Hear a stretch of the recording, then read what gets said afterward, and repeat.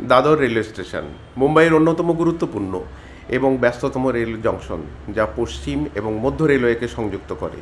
এটি স্থানীয় ট্রেন এবং দূরপাল্লার ট্রেনের জন্য একটি প্রধান হাব, যা শহরতলিকে মূল শহরের সাথে সংযুক্ত করে। এখানে একটি আধুনিক আন্ডারগ্রাউন্ড মেট্রো স্টেশনও রয়েছে। এটিতে 3টি লাইন রয়েছে: সেন্ট্রাল লাইন, হারবার লাইন এবং ওয়েস্টার্ন লাইন। আমরা আজকে সকাল সকাল এই ব্যস্ততম স্টেশনটিতে 10 নম্বর প্ল্যাটফর্মে এসে দাঁড়িয়েছি। আমরা অপেক্ষা করছি বন্দে ভারত এক্সপ্রেসের জন্য।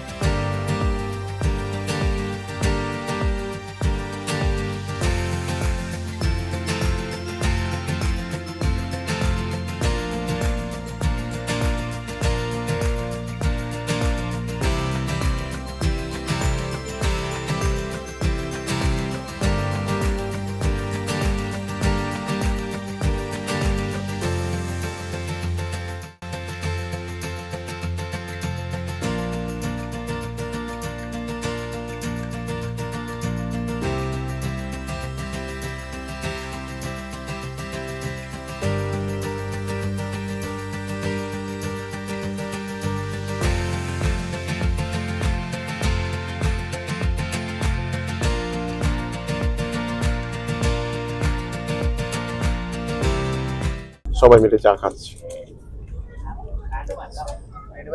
চা প্রিপেয়ার হয়ে গেছে।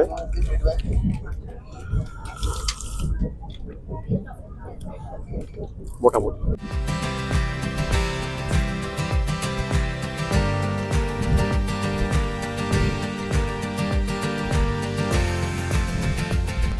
মুম্বাই সিএসটি থেকে 34 কিলোমিটার অতিক্রম করে আমরা এখন এসে পৌঁছেছি থানে স্টেশন।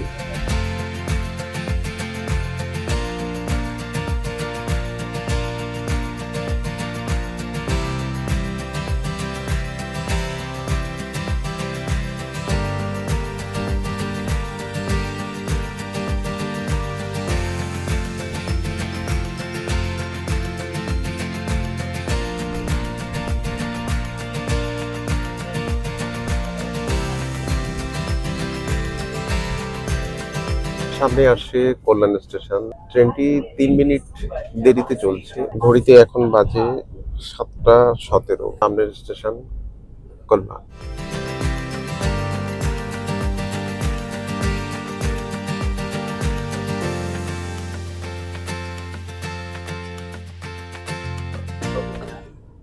এখন ঘড়িতে বাজে 7:25।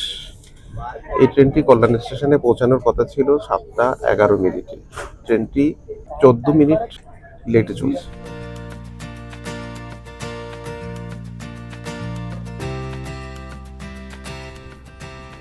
কি হচ্ছে? কি প্রবলেম? বমি লাগছে কেন? কার? তোমার না ওনার?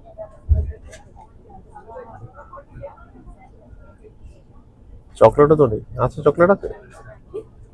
চকলেট রয়েছে? এসি ট্রেনে বমি পাচ্ছে?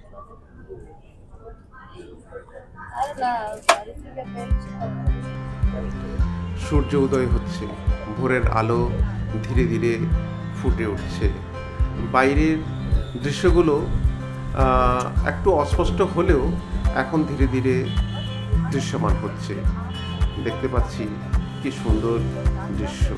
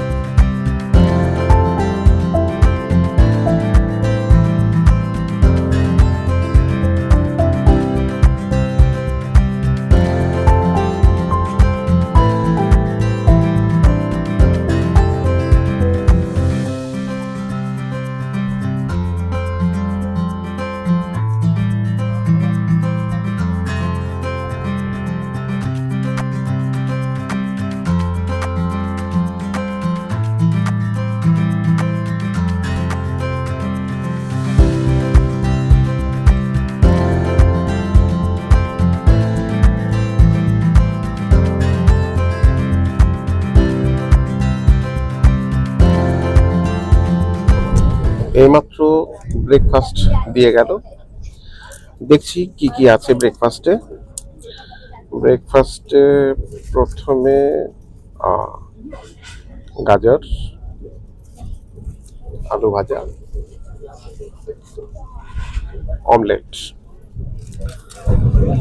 একটা Amul butter, mix fruit jam, আর রয়েছে ব্রেড দুটো। এই হলো আমাদের আজকের ব্রেকফাস্ট।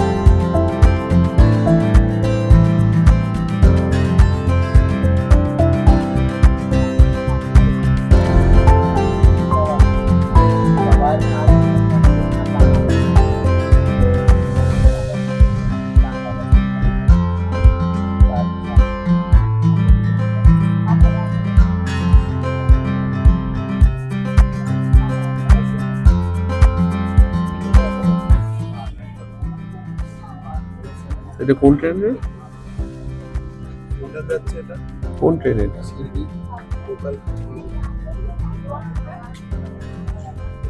पैसेंजर एक्सप्रेस যেন মহানগরী এক্সপ্রেস, সম্ভবত মহানগরী এক্সপ্রেস মুম্বাই দিল্লি।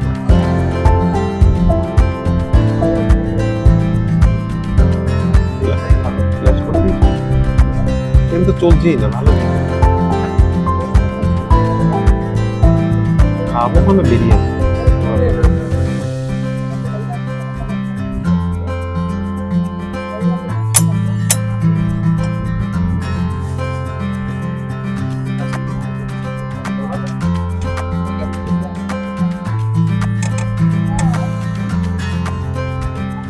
ইগতপুরি স্টেশনের উপর দিয়ে যাচ্ছে, যদিও এখানে স্টপেজ থাকার কথা নয়, কিন্তু ট্রেন এত স্লো চলছে মনে হচ্ছে থামবে, কিন্তু থামবে না। স্টেশন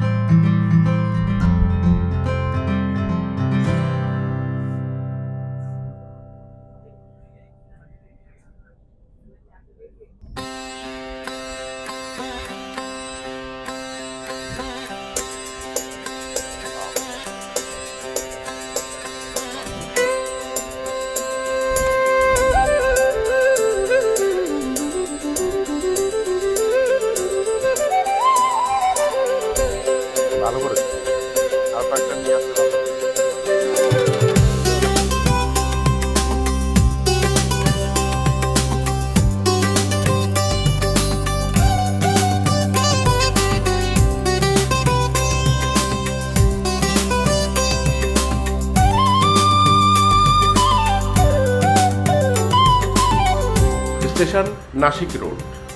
এটি মূলত নাসিক শহর থেকে কিছুটা দূরে হলেও বর্তমানে পুরো এলাকাটি নাসিক শহরেরই অংশ। রামায়ণের সাথে যুক্ত নাসিক রোড এলাকাটি পবিত্র গোদাবরী নদীর কাছে অবস্থিত।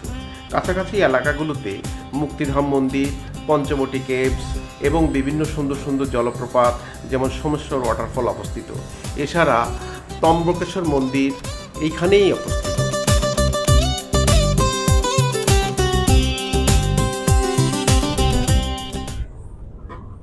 নাসিক ছাড়ার পর প্রায় পুরো কোস্টটাই ফাঁকা হয়ে গেল।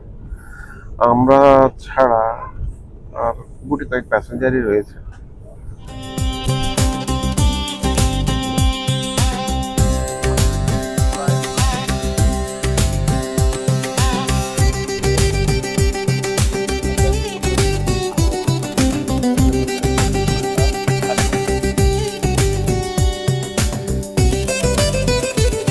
এখানে আপনাদের কিছু কথা বলে রাখি। শ্রী সাই বাবার জন্ম এবং প্রাথমিক জীবন সম্পর্কে খুব বেশি কিছু জানা যায় না। 1858 সাল থেকে বাবা মহারাষ্ট্র রাজ্যের শিরিগ্রাম 60 বছরেরও বেশি সময় ধরে বসবাস করেছিলেন। 1858 সালে বাবা একটি বিবাহের শোভাযাত্রার সাথে অতিথি হিসাবে শিরডিতে আসেন।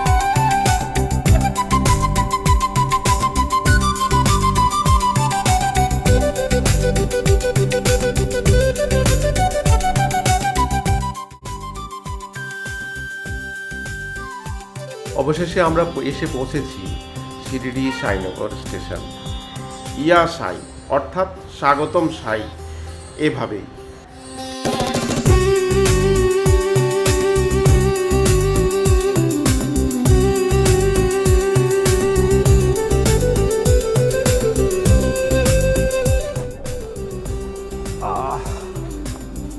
এসে গেলাম। বাবা এই নামটি চিরকাল নিজের বলে গ্রহণ করেন এবং শিরডিতে একটি নিম গাছের নিচে তার শৈশবকাল কাটিয়েছিলেন এবং পরে মসজিদে বসবাস করতেন, যার নাম তিনি দ্বারকামাই বা মা দ্বারকা। দ্বারকা হলো ভগবান কৃষ্ণের পবিত্র শহর, এই নামেই ডাকেন। একবার চাঁদ পাতিল জঙ্গলের মধ্য দিয়ে যাচ্ছিলেন। হঠাৎ তার ধূমপানের তীব্র ইচ্ছা জাগল। তবে তিনি অত্যন্ত হতাশ হয়ে পড়লেন, কারণ তিনি দেখতে পেলেন যে তার হাতে আগুন জ্বালানোর মতো কোনো শক্তি নেই। সাই বাবাকে একটি গাছের নিচে বসে থাকতে দেখে আরোহী তার কাছে একটি দেশলাইয়ের জন্য এগিয়ে গেলেন। বাবার কাছে কোনো দেশলাই ছিল না, কিন্তু চিমটা কাছাকাছি ঠেলে দেওয়ার ফলেই তিনি আগুনের শিখা তৈরি করলেন। অলৌকিক ঘটনাটি প্রত্যক্ষ করে ঘোর সওয়ার বাবার ঐশ্বরিক মর্যাদা উপলব্ধি করে এবং ভক্তিতে তার সামনে হাঁটু গেড়ে বসে পড়েন। এখানে একজন ভক্তের গুরুর প্রতি তীব্র ভালোবাসার একটি উদাহরণ দেওয়া হলো। বিজাবাই প্রতিদিন বাবাকে খুঁজে বের করে তার জন্য খাবার আনতেন, যা তিনি প্রেমের সাথে প্রস্তুত করেন। বাবার আশীর্বাদের ইঙ্গিতে তার হাতে তুলে দেন। সেবা হলো ঈশ্বরের রাজ্যের প্রতীক। রাধাকৃষ্ণ মাই স্বেচ্ছায় প্রতিদিন আশ্রম প্রাঙ্গণ ঝাড়ু দেওয়ার দায়িত্ব করেছিলেন। এটি গুরুদেবের প্রতি তার শ্রদ্ধা প্রদর্শনের উপায়। সাই বাবা ছিলেন অতি সাধারণ মানুষের ঈশ্বর। তিনি তাদের সাথে থাকতেন, তাদের সাথেই ঘুমোতেন এবং খেতেন। তার কোনো ধরনের ভান ছিল না। বাবা ফকির এবং ভক্তদের খাওয়াতেন এবং এমনকি তাদের জন্য রান্নাও করতেন। বাবার তৈরি খাবার প্রচুর পরিমাণে বৃদ্ধি পেত এবং সর্বদা সবার জন্য পর্যাপ্ত পরিমাণে থাকত। একজন সৎ পুরুষের স্পর্শ দেবী অন্নপূর্ণার অসীম সম্পদের ভাণ্ডার খুলে দেয়। সাই বাবা শিশুদের খুব ভালোবাসতেন। তিনি দিনের একটা অংশ গ্রামের শিশুদের সাথে খেলাধুলা, আড্ডা এবং হাসি ঠাট্টা করে কাটাতেন।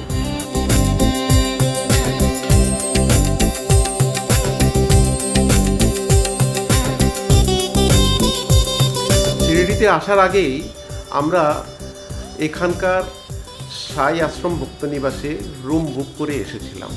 আপনারাও যখন আসবেন কমসে কম 1 সপ্তাহ আগে থেকে রুম বুক করে আসবেন, তাহলে আপনারা এখানে রুম অতি সস্তায় পেয়ে যাবেন। আমরাও পেয়েছি, আমরা এখানে 3 দিন থাকব। এখানে প্রতিদিন রুম ভাড়া 250 টাকা। যদি এক্সট্রা বেড নেন তাহলে 50 টাকা অতিরিক্ত আপনাদের দিতে হবে। 3টে সিঙ্গেল বেড থাকে। রুমটা বেশ বড়, আপনাদের দেখাচ্ছি, চলুন।